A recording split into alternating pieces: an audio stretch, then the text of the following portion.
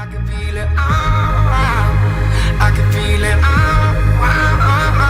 yeah. You know I said it's true, I can feel the love, can you feel it too? Ħafna qed jistennew is-26 ta' Ġunju biex jattendu għal kunċert I Love MTV. Il-kunċert li llum sar appuntament annwali fil-kalendarju kulturali Malti din is-sena se jidħol fis-7 sena tiegħu f'pajjiżna. Fost l-artisti barranin li se jkunu f'Malta għal dan l-avveniment mużikali hemm il-grupp Rudimental, grupp ta' 4 mużiċisti li jaf l-oriġini tiegħu fix-xena tal-underground f'Londra.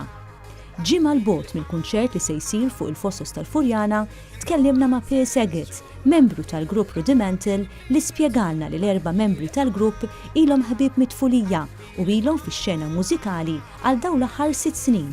We've been working hard as producers for like 6 years, making music. We've always been writing music, and we've also been musicians as well. So when we get in the studio these days, we kind of have that, you know, London rave culture inbuilt in us.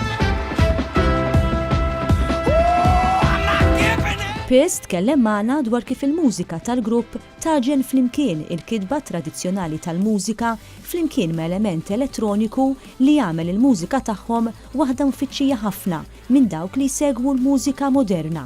Piers tkellem magħna dwar l-esperjenza tal-grupp Rudimental fiż-żewġ tours internazzjonali tiegħu. I think it's great to be able to tour your own music and play to people in other countries, and you know, you don't even speak the same language, but music seems to speak for itself, and we've had some great times. Fl-aħħar nett, Piers jgħidilna li l-grupp qed jistenna bil-ħerqa l-appuntament f'pajjiżna meta se jkun qed jingħaqad ma' DJ Afrojack, Jessie J u Rita Ora għas-7 edizzjoni tal-I Love MTV Malta Special. You know, it was a great place, so we can't wait to go, and obviously we're on the stage with people like Jessie J and Afrojack, so it's going to be a big party, and you know, we're going to bring our party to our home to the stage, and our vibe. We can't wait. Claire Mifsud, Għal Net News.